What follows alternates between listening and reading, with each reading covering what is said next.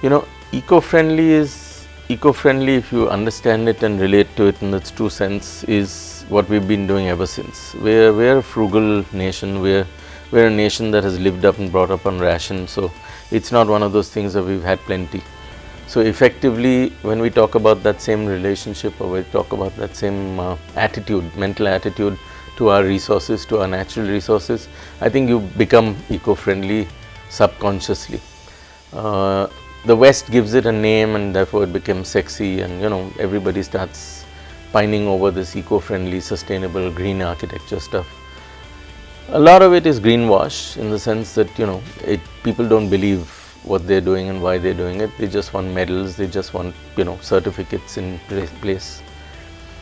When I turned 50, we sort of gifted myself a new company called Eden, which is Educated Environments, EDEN. And that we decided was going to become our eco-friendly face. It's going to become the face of architecture and sustainability for all our projects. Clients sort of expected you to bundle it in to what you did, and that's what we used to do in the good old days. But we realized that we were outpricing ourselves, and therefore we eliminated that and set it forward as a separate component of our professional services that we offer.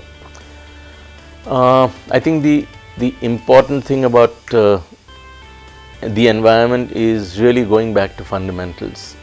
I think architecture, material sciences had strayed so dramatically from its own brick and mortar culture into high materials of very high embedded energy production and things like that. So it was becoming completely out of whack in terms of how much energy was being used to maybe create a product, or how much energy was being used to actually use that product in the building.